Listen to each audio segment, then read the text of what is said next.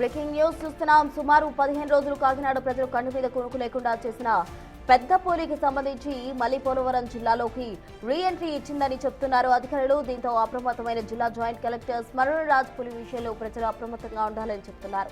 అటవీ శాఖ అధికారులు 24 గంటలు పులి కదలికలపై రేడియో కాలర్ డ్రోన్ సాయంతో పర్యవేక్షిస్తున్నారు.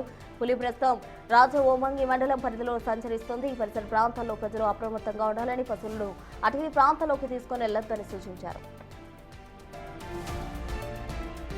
తెలియజేయందేమనగా మన ఊరి దగ్గరలో పెద్ద పులి వచ్చిన కారణంగా ఊరందరూ జనం కూడా ఇంట్లోనే ఉండవలసిందిగా కోరుచున్నాం. మీకు సంబంధించినటువంటి పశువులను గాని మనుషులు గాని అడవికి వెళ్లకుండా ఉండవలసిందిగా కోరుచున్నాం. సాయంత్రం నాట్లు కూడా మీ పశువుల్ని మేకల్ని కూడా మీ ఇంటి దగ్గరలోనే కట్టుకోవాల్సిందిగా కోరుచున్నాం. ఇది అటవీ శాఖ వారి తరఫున విజ్ఞప్తి చేస్తున్నాం. అందరూ సహకరించవలసిందిగా కోరుచున్నాం. బొర్నగూడెం గ్రామస్తులకు తెలియజేయందేమనగా మన ఊరి దగ్గరలో పెద్ద పులి వచ్చిన కారణంగా ఊరందరూ జనం కూడా ఇంట్లోనే ఉండవలసిందిగా కోరుచున్నాం. మీకు సంబంధించినటువంటి పశువులను గాని కాకినాడ ప్రజలు కంటి మీద కొనుక్కు లేకుండా చేసిన పెద్దపులి మళ్లీ పోలవరం జిల్లాలోకి రీ ఎంట్రీ ఇచ్చింది. దీనికి సంబంధించి పూర్తి వివరాలు మా ప్రతినిధి శివశంకర్ అందిస్తారు. శివశంకర్,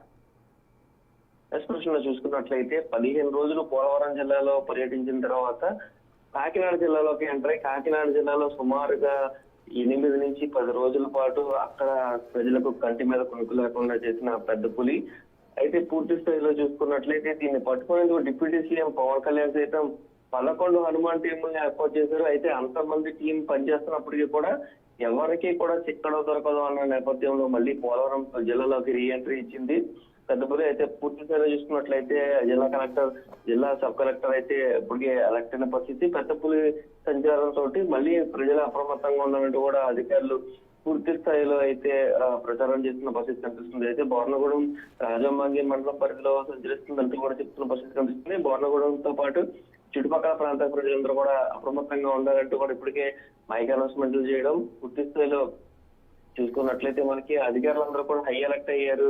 ఎక్కడ కూడా రిజర్వ్ ఫారెస్ట్ లోకి వెళ్ళడం కానీ పశువుల్ని ఇంటి దగ్గర కట్టుకోవడం తప్ప బయటికి పంపించడం కానీ ఇలాంటివి చేయొద్దంటూ కూడా మైక్ అనౌన్స్మెంట్లు చేస్తున్న పరిస్థితి అయితే కనిపిస్తుంది. అలాగే దండోరా వేసి కూడా కొన్ని తాండాలలో కూడా ఇప్పటికే అధికారులందరూ కూడా ప్రజలను అప్రమత్తం చేస్తున్న పరిస్థితి అయితే కనిపిస్తుంది. అయితే పులిని బంధించేందుకు 11 టీములు పనిచేస్తున్నప్పుడు కూడా ఎక్కడా కూడా పులి ఎవరికి చిక్కకుండా పూర్తి స్థాయిలో అయితే వారి నుంచి అధికారుల నుంచి తప్పించుకుంటూ కూడా తిరుగుతూ ఉంది.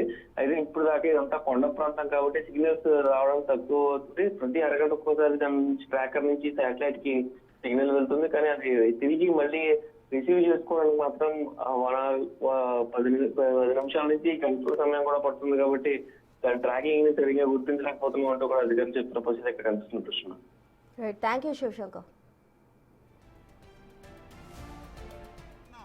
బొర్నగూడెం గ్రామస్తులకు తెలియజేయందేమనగా మన ఊరి దగ్గరలో పెద్ద పులి వచ్చిన కారణంగా ఊరందరూ జనం కూడా ఇంట్లోనే ఉండవలసిందిగా కోరుచున్నాం. మీకు సంబంధించినటువంటి పశువులను గాని మనుషులు గాని